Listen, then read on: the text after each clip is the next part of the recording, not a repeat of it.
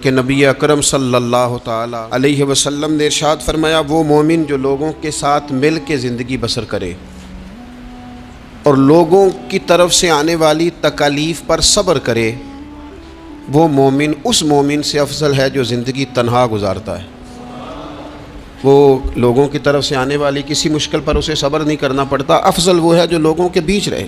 اور اگر لوگوں کی طرف سے کوئی مصیبت آتی ہے، کوئی مشکل آتی ہے، کوئی تکلیف آتی ہے، کوئی اذیت آتی ہے، اس پر صبر کرے، یہ افضل ہے اس بندے سے جو تنہا رہتا ہے۔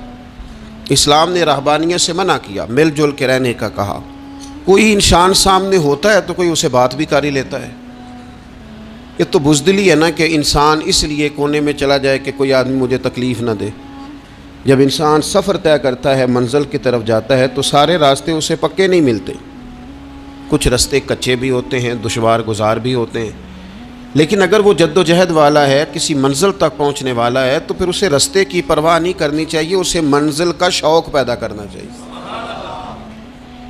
تو مسلمان کو سماجی رابطوں کا کہا، مل جل کر رہنے کا کہا، لیکن اس کے ساتھ ساتھ اسے صالح ماحول بنانے کا بھی حکم دیا کہ مل جل کے رہنا ضرور ہے، پر رہنا سچوں کے ساتھ ہے۔ مل جل کے رہنے میں ہی فائدہ ہے، لیکن ہر ایک سے مل جل کے تھوڑی رہنا ہے۔ فرمایا، یا ایھا الذین آمنوا اتقوا اللہ وکونوا مع الصادقین، اے ایمان والو اللہ سے ڈرو اور سچوں کی سنگت اختیار کرو۔ ایسے لوگوں کے پاس بیٹھو جن کے مزاج میں صداقت ہو، جن کی طبیعتوں میں ستھرائی ہو، جن کا لب و لہجہ شستہ ہو، جن کے الفاظ دھلے ہوئے ہوں۔ سچے لوگوں کی یہ جو انسان کا ماحول ہوتا ہے نا، یہ اس پر بہت اثر کرتا ہے۔ خارجی ماحول بڑا اثر کرتا ہے۔ نبی پاک صلی اللہ تعالی علیہ وسلم نے فرمایا، کل مولود یولد علی الفطرہ، جو انسان بھی پیدا ہوتا ہے وہ فطرت پر پیدا ہوتا ہے، مسلمان پیدا ہوتا ہے۔ نبی کریم نے فرمایا، اگر اس کے والدین یہودی ہوں تو اسے یہودی بنا دیتے ہیں، عیسائی ہوں تو عیسائی بنا دیتے ہیں، مسلمان ہوں تو بچہ پیدا، یہ صحیح حدیث میں موجود ہے اور ان لفظوں کے ساتھ موجود ہے کہ والدین اگر یہودی ہوں تو یہودی بنا دیتے ہیں، عیسائی ہوں تو۔ چلیں دو باتیں میں تشریح کے طور پہ عرض کر لوں۔ حضور نے فرمایا، بچہ مسلمان پیدا ہوتا ہے، ماں باپ یہودی ہوں تو یہودی بنا دیتے ہیں، عیسائی ہوں تو۔ اب مجھے کیا لینے دو، اگر ماں باپ نمازی ہوں تو نمازی بنا دیتے ہیں، ماں باپ قرآن مجید پڑھنے والے ہوں تو قرآن مجید پڑھنے والا بنا دیتے ہیں، ماں باپ سچ بولنے والا ہوں تو بچوں کو سچ بولنے والا بنا دیتے ہیں، ماں باپ اگر رزق حلال کی تلقین کرنے والے ہوں تو امید ہے بچے بھی رزق حلال کمائیں گے۔ یہ حضور نے فرمایا ہے کہ بچہ مسلمان انسان نہ فطرت نیک ہوتا ہے، یہ بات آپ نے سمجھنی ہے۔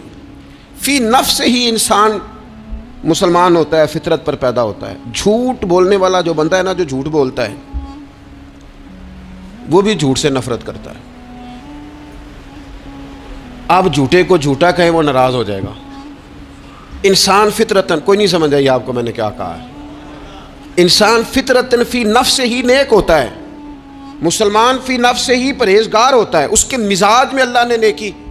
اگر کسی وجہ سے وہ غلطی میں الجھ گیا ہے، اس کا رزق ناپاک ہو گیا، لیکن اگر آپ اسے کہیں گے نا تو حرام کھاتا ہے تو ناراض ہو جائے گا۔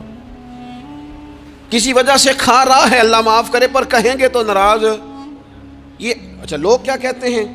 لوگ یہ کہتے ہیں دیکھو جی جھوٹ بولتا ہے، جھوٹا کھائے تو بگڑ گیا ہے۔ او بھئی یہ جو بگڑ گیا ہے نا، اس پر اللہ کا شکر ادا کر۔ کیوں؟ اس لیے کہ جھوٹ بولتا ہے پر جھوٹ کو پسند نہیں کرتا۔ وہ کسی وجہ سے رزق اس کا ناپاک ہے پر رزق حرام کو پسند اور رزق حلال والا کہلانا چاہتا ہے۔ انسان فی نفس ہی اپنے مزاج کے لحاظ سے برا نہیں ہوتا، لیکن جو اس کا ماحول ہوتا ہے نا، ارد گرد کے جو لوگ ہوتے ہیں، اس کا وہ اثر قبول۔ کیوں کہا اسلام نے پاک صاف رہنے کا؟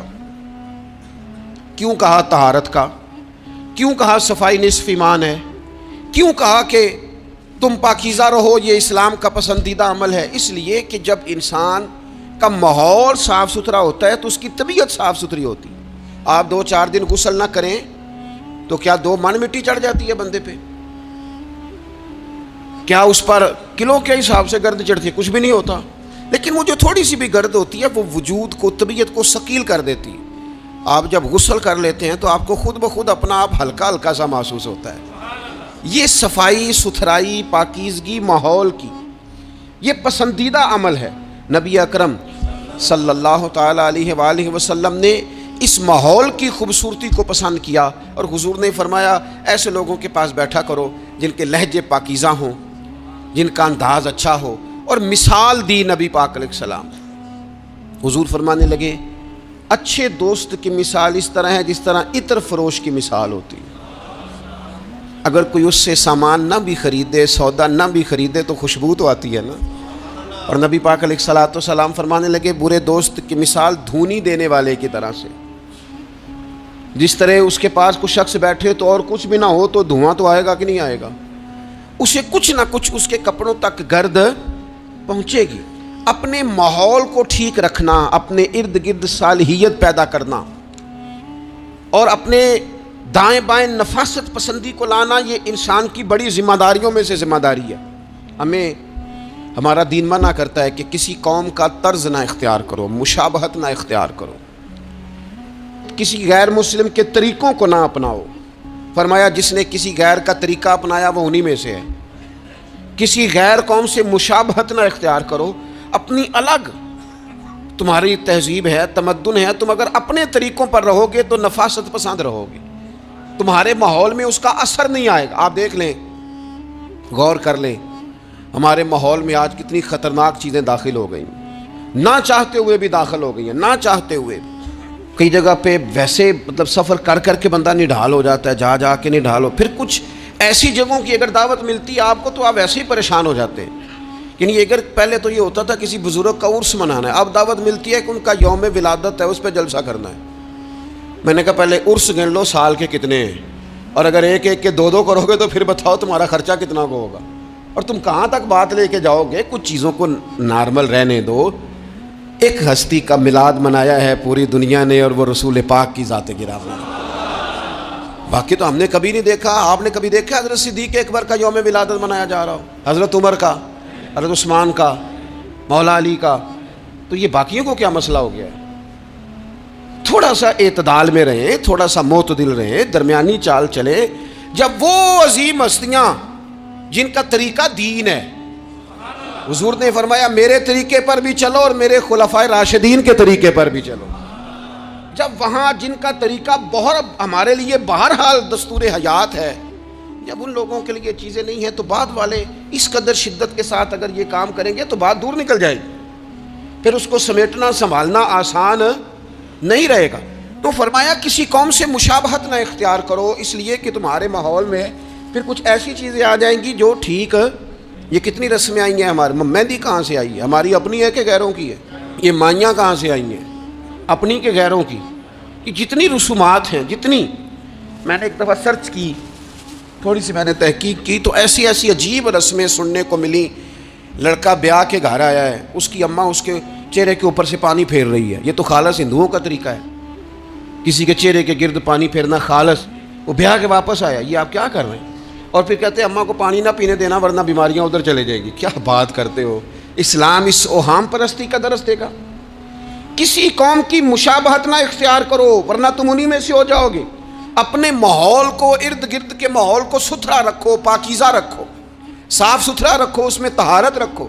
ایسے لوگوں کے پاس بیٹھو جن کے پاس بیٹھنے سے تمہیں اللہ کی یاد آئے، ایسے لوگوں کے پاس بیٹھو بیٹھنے سے تمہیں آخرت کی فکر نصیب ہو، ایسے لوگوں کے پاس بیٹھو جن کے پاس بیٹھنے سے تمہیں سادگی کا سبق ملے، ایسے لوگوں کے پاس بیٹھو جو تمہیں حقیقت پسند بنائیں، جو تمہیں یہ بتائیں کہ تم نے اپنی زندگی میں بنیادی کاموں کو کس ذمہ داری کے ساتھ سر انجام دینا ہے۔ لیکن ہم زیادہ تر اس طبیعت کے قائل ہوتے ہیں کہ ہم ان چیزوں کو سمجھتے نہیں۔ یہ جو ہم کلمات ادا کرتے ہیں ان کا بھی ہم پر اثر ہوتا ہے، ان کی بھی تاثیر ہوتی ہے، ان کی بھی خوبصورتی ہوتی ہے۔ تو جو ہم باتیں دوسروں سے سنتے ہیں، ہم جب کسی کے پاس اٹھتے بیٹھتے ہیں تو جو بات وہ بندہ اکثر کرتا ہے نا، وہ نہ چاہتے ہوئے بھی ہماری زبان پہ جاری ہو جاتی ہے۔ کچھ جملے ایسے ہوتے ہیں جو سوسائٹی میں عام ہوتے ہیں تو ہر بندے کی زبان پر چڑھ جاتے ہیں کہ نہیں چڑھ جاتے، یاد ہو جاتے ہیں کہ نہیں ہو جاتے۔ تو ایسے لوگوں کے پاس بیٹھا جائے جو خیر کی بات کرنے والے ہوں، تاکہ ہماری زبانوں پر ہی خیر ہی جاری ہو، کوئی شر والا عمل ہماری زبانوں پر جاری نہ ہو۔ نبی پاک علیہ السلام تبوک سے واپس آ رہے تھے، رستے میں مقام جارانہ پر حضور علیہ السلام نے حضرت بلال حبشی رضی اللہ تعالیٰ عنہ سے ایک مقام پہ فرمایا اذان پڑھو۔ سیدنا بلال نے اذان پڑھی، چند نوجوان وہاں کھیل رہے تھے، ان میں سے ایک نوجوان جناب ابو معذورہ بھی تھے. انہوں نے نا حضرت بلال حبشی کی آواز کی نقل اتاری. یہ اگر نیت اچھی ہو نا تو اچھوں کی نقل بندے کو تار دیتی ہے. ہاں اگر نیت اچھی ہو، اگر معاذ اللہ توہین کی نیت ہو تو یہ مسئلہ خطرناک ہے.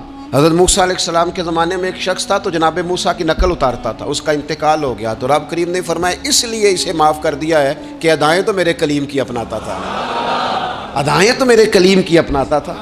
حضرت بلال کی نقل اتاری تو سرکار کے کانوں میں آواز گئی. آپ نے صحابہ سے فرمایا بچوں کو لاؤ. اب جب ان کو منگوایا تو وہ دوڑ گئے. محبوب نے فرمایا کتنا کو دوڑو گے، پکڑ تو ہم نے لینا ہے. سب بچوں کو لے آئے. حضرت ابو معذورہ بھی ہیں. حضور نے فرمایا کس نے اذان کی نقل اتاری ہے؟ کریم فرمانے لگے چلو باری باری سناؤ. اب حضرت ابو معذورہ کی باری آئی. مختلف انداز میں بھی روایت مختلف جگہوں پہ موجود ہے. جب ان کی باری آئی انہوں نے اذان پڑھی. پہلے تو پڑھی تھی اپنی مرضی سے، اب پڑھی کریم رسول کی صحبت میں کھڑے ہو کے.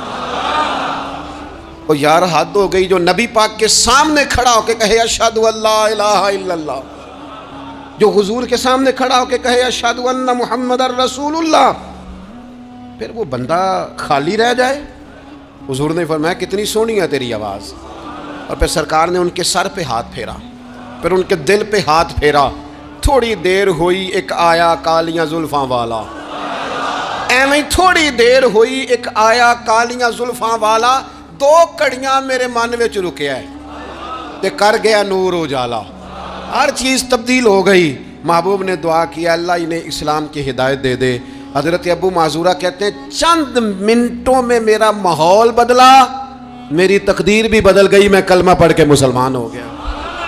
اب نبی پاک علیہ السلام نے کیا فرمایا؟ فرمایا کہ بلال اذان پڑھیں گے مدینہ طیبہ میں اور ابو معذورہ پڑھیں گے مکہ مکرمہ میں. ان کے بال اتنے بڑے تھے کہ وہ بیٹھتے تھے نا تو ان کے نیچے دب جاتے تھے. لوگوں نے کہا کٹواتے کیوں نہیں؟ کہنے لگے کیسے کٹواؤں؟ حضور نے دست مبارک لگایا یہ میں بال قبر میں ساتھ لے کے جاؤں گا. پسے مردن فرشتوں نے جو تلاشی لی تو کیا نکلا؟ کہتے میں انتقال کر گیا، فرشتے قبر ٹٹولنے لگے کہ بھلا کیا لے کے آیا؟ پسے مردن، بعد مرنے کے پسے مردن فرشتوں نے جو تلاشی لی تو کیا نکلا؟ فقط ایک دل کے گوشے سے خیال مصطفیٰ نکلا، حضور کا خیال پاک نکلا. حضرت ابو معذورہ کو تھوڑی دیر وہ ماحول ملا، حضور کی سنگت مبارک. ہمارا جو ماحول ہے نا ارد گرد کا، وہ تھوڑی دیر بھی پاکیزہ، پورا پاکیزہ تھوڑی دیر بھی مل جائے نا تو روح کو بدل جاتا ہے، طبیعتیں قرار میں آ جاتی، باطن میں سکون ٹھہرتا ہے. میں کئی دفعہ کہتا ہوں کہ شاید ہمارے دور میں بھی موبائل اتنا عام ہوتا تو جو کچھ لوگ اس دور میں چند لفظ پڑھ گئے تھے وہ بھی شاید محروم رہ جاتے. اب تو بچے بڑی آزمائش میں ہیں، ساری غلطی بچوں کی نہیں ہے، بچے بڑی آزمائش میں ہیں اس لیے کہ ان کے ارد گرد ماحول اتنا خطرناک ہے. وہ کیسے اثر قبول؟ سیانے بندے اثر قبول کرتے ہیں، سمجھدار لوگ اثر قبول کرتے ہیں تو بچے بیچارے کیا کریں؟ ماحول بہترین بنانا، ماحول کو صاف رکھنا، اور بالخصوص اپنے گھر کے ماحول کو ٹھیک رکھنا، یہ بہت بڑی ذمہ داری. ہم یہ سمجھتے ہیں کہ صرف گھر اینٹوں پتھروں سے بنتا ہے. گھر کے ماحول کو ٹھیک رکھنا سب سے پہلی ذمہ داری. بچوں کے لیے اچھی ماں کا انتخاب، اچھی بیوی لے کے آنا گھر میں، یہ سب سے زیادہ اہم مسئلہ ہے. نہ مانے ہم، لیکن بہرحال ڈھیر ساری جگہوں پہ دولت دیکھی جاتی ہے شادی سے پہلے. ماں باپ نے بڑی زیادتی کی، بڑا ظلم کیا، ناراض نہ ہونا، بڑا ظلم کیا. پیسے دیکھے بچی اور بچے کا نکاح کر دیا. یہ اتنا بڑا زندگی میں آپ نے اپنی اولاد کے ساتھ ظلم کیا ہے کہ آپ تو سائیڈ پہ ہو جائیں گے، لیکن وہ بیچارہ ساری زندگی اس کو بھگتے گا. نبی پاک صلی اللہ تعالیٰ علیہ وسلم نے الفاظ کو کھول کر، بات کو واضح کر کے بتایا تھا.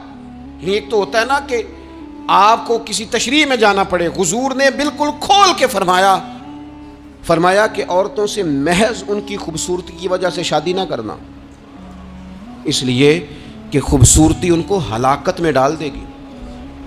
اور فرمایا محض ان کے مال کی وجہ سے شادی نہ کرنا، مال ان کو سرکش بنا دے گا.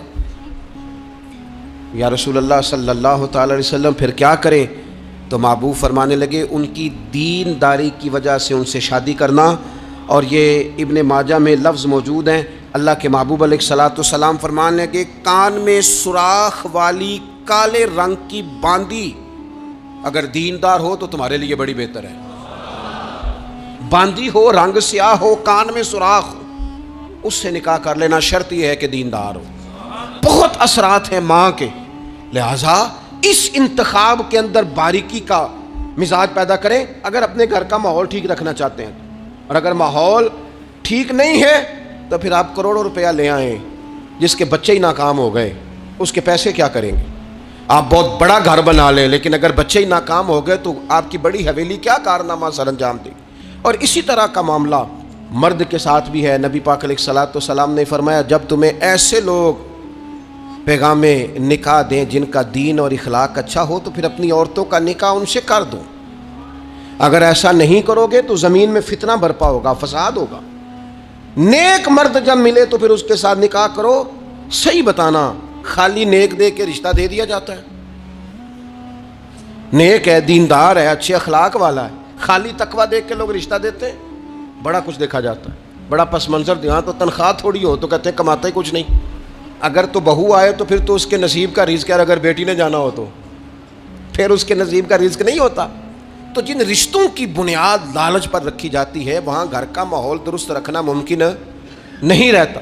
گھر کا ماحول اس وقت درست رہتا ہے جب تقویٰ کو، طہارت کو، پرہیزگاری کو، عمدہ اخلاق، اچھے نظریات، ستھرے مزاج کو، گھرداری کے ماحول کو جب پیش نظر رکھا جاتا ہے پھر حالات کچھ اور طرح کے ہوتے ہیں. لیکن ہمارے ہاں چونکہ یہ چیزیں دیکھی نہیں جاتی، اس پر غور نہیں کیا جاتا. اور میں نے پہلے بھی کہا ہے، پھر کہتا ہوں، یہ بات ضروری ہے، اس پر آپ نے غور کرنا ہے. لوگ دیندار ہوں، دیندار نظر نہ آتے ہوں، تھوڑی سی اس پر غور کر لیں. دینداری کا لیبل نہ ہو، اندر دینداری موجود ہو، صرف بار بورڈ نہ ویزا ہو، اس کے اندر باقاعدہ تقویٰ ہو، پرہیزگاری ہو، اللہ کا خوف ہو، اور سب سے ضروری چیز اچھے اخلاق ہو. نبی اکرم علیہ السلام کی خدمت میں عرض کیا گیا، یا رسول اللہ ایک بی بی بڑا صدقہ کرتی ہے پر اپنی زبان سے تکلیف دیتی ہے پڑوسیوں، صدقات بڑے کرتی ہے، سخی بڑی ہے. تو حضور نے فرمایا دوزخی ہے. یا رسول اللہ ایک بوڑھی اماں پنیر کے خشک ٹکڑے صدقہ کرتی ہے، غریبنی ہے، پر یا رسول اللہ اخلاق کی بڑی اعلیٰ ہے. اللہ کے محبوب نے فرمایا اسے بتا دو رب اسے جنت عطا فرمائے گا. وہ جنتی بی بی ہے اس لیے کہ اخلاق عمدہ ہے، اس کا لہجہ عاجزی والا ہے، اس کے لفظوں میں خوبصورتی ہے، وہ اپنی زبان کے تیر برسا کے دلوں کو گھائل نہیں کرتی. تو اخلاقی رویوں کی عمدگی یہ انسان کے لیے جنت کا رستہ آسان کرتی. پھر گھر کے اندر کچھ دینی ماحول بنایا جائے. اور دینی ماحول سے ہمارے ہاں لوگ یہ مراد لیتے ہیں کہ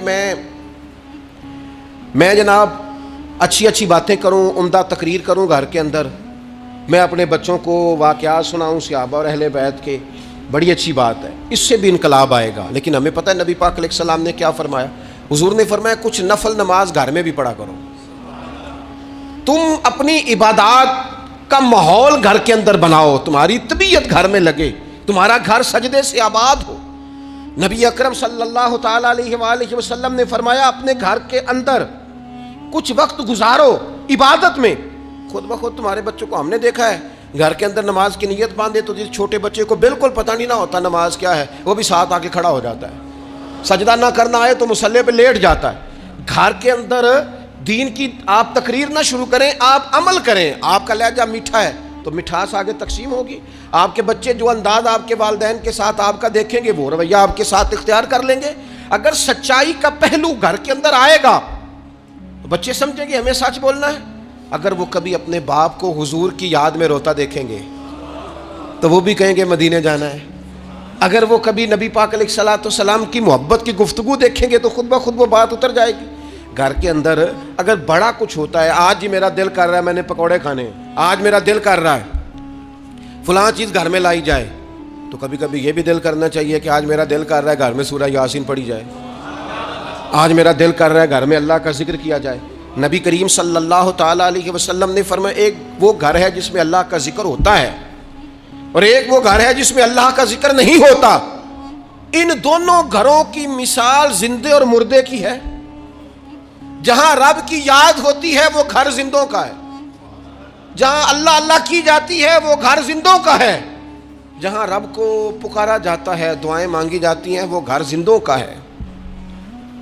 اور جہاں سویرے سارے سوئے ہیں،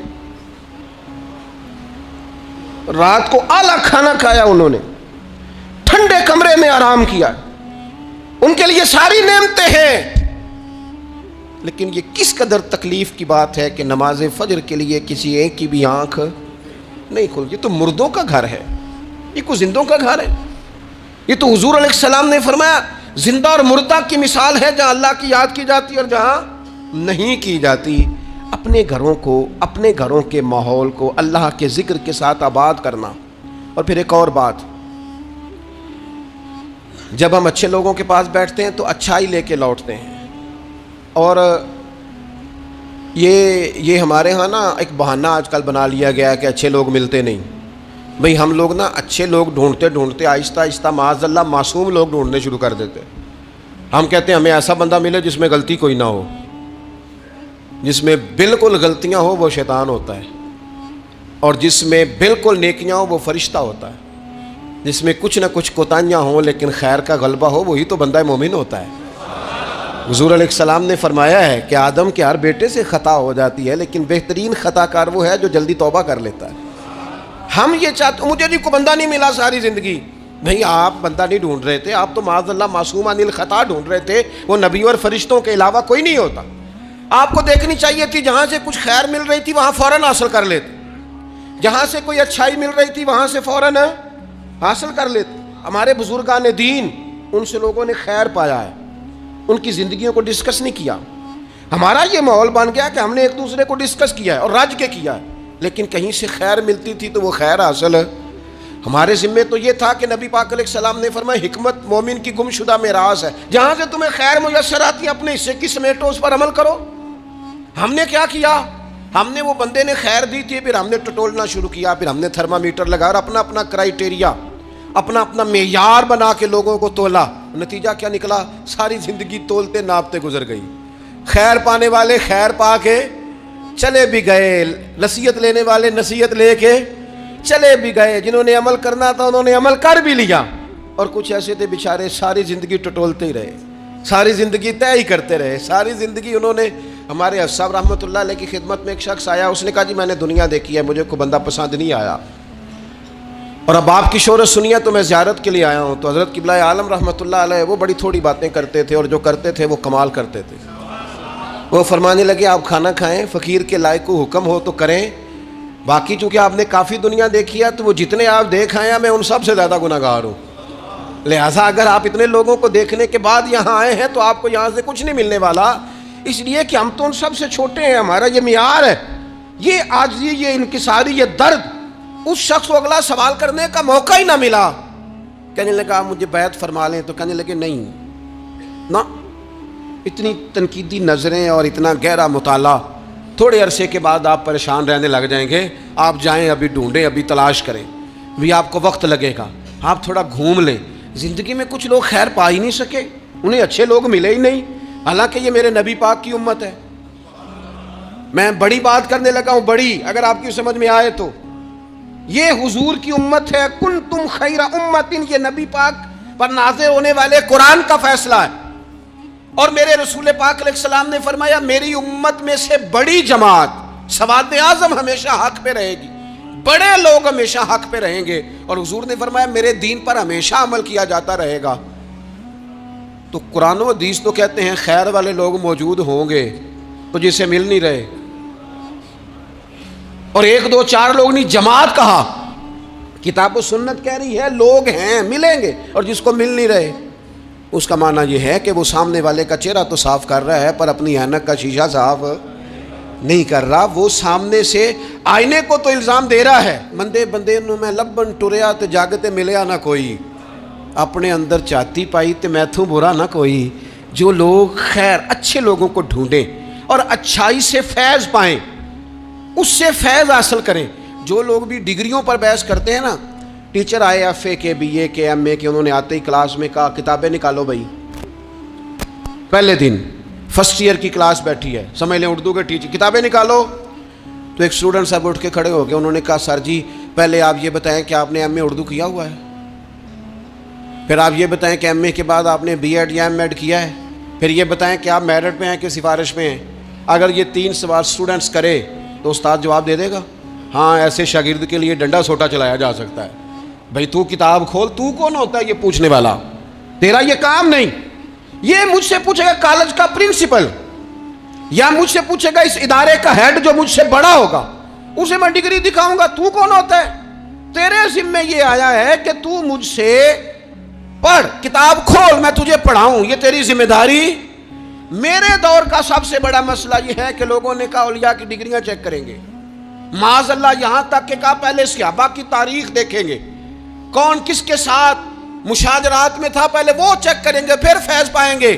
ہمیں تو ہمارے نبی نے کہا تھا صحابی کا نجوم، میں نے یہ سارے تمہارے لیے ستارے بنائے ہیں، تم جس کے پیچھے چلو گے اللہ تمہیں ہدایت عطا فرما دے گا۔